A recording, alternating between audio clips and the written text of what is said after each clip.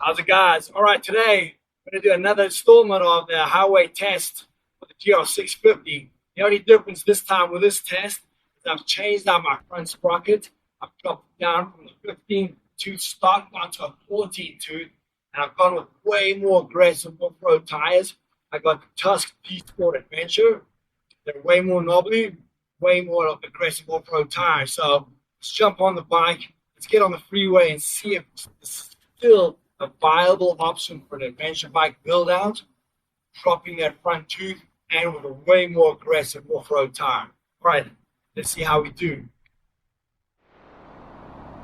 All right, as you can see, I went with a Tusk D-Sport Adventure tires to show you this is a way more aggressive knobbly tire to be highway commuting on. And so I actually did them as a set. So I've got them on the front and the rear. So you can see that's a lot more aggressive knobbly tire than the previous two videos that I did concerning the DR650 on a highway commute. Guys, I'm conducting this test on Interstate 75. This is a major interstate that runs through Atlanta. Right now, this on-ramp that I'm heading down, we're actually heading south towards the city.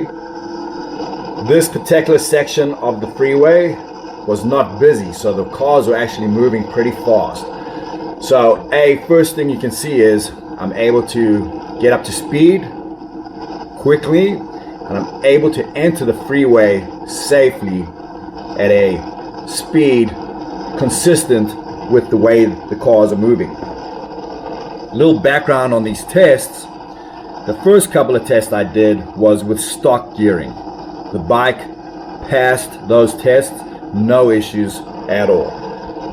This test, obviously the biggest factor for this test is now that I've dropped down to a 14 tooth sprocket.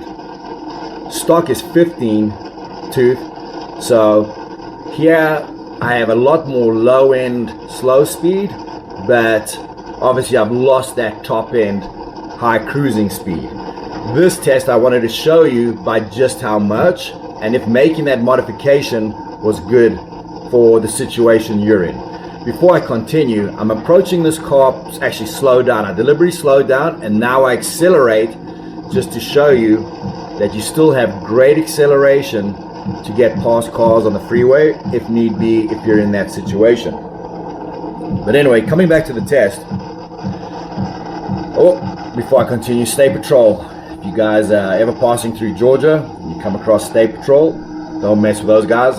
They don't mess around. Anyway, coming back to this.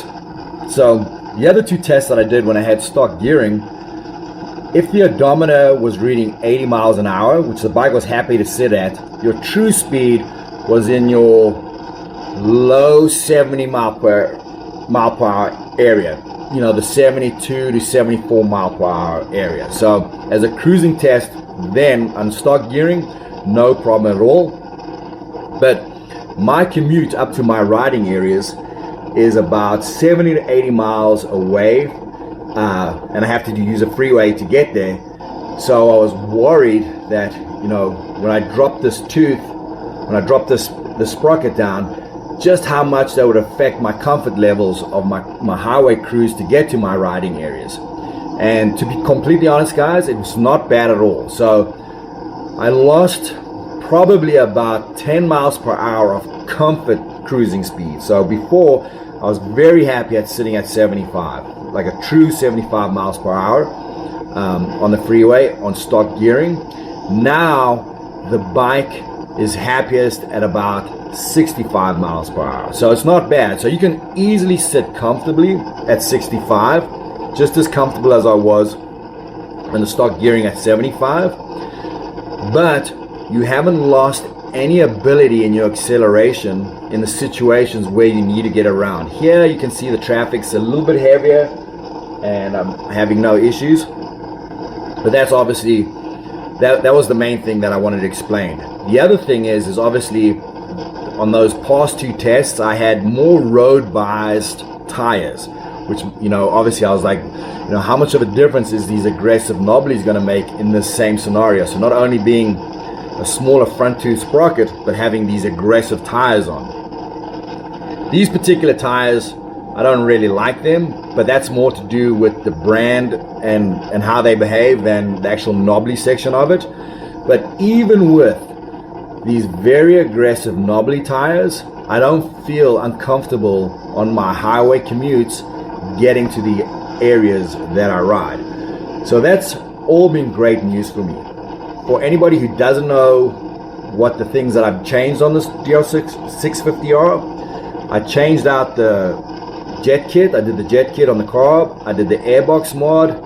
I have an MXE exhaust, and now with the front tooth sprocket and these more dirt orientated tires. So that's basically all the mods I've done. And hold on a second, I've done suspension. I changed out, I stiffened up the suspension. So anyway, cut a long story short on this entire test, is the DR650 still a good adventure bike option with only 5 gears, a smaller front tooth sprocket, and aggressive dirt tires?